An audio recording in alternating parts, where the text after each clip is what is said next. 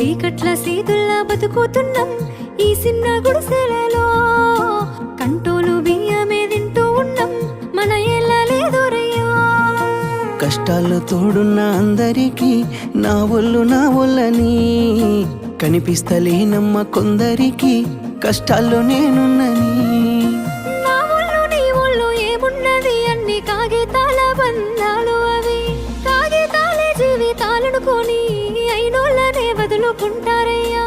బాగుంటే 10 మంది వస్తారయ్యో చుట్టాలై మన ఇంటికి.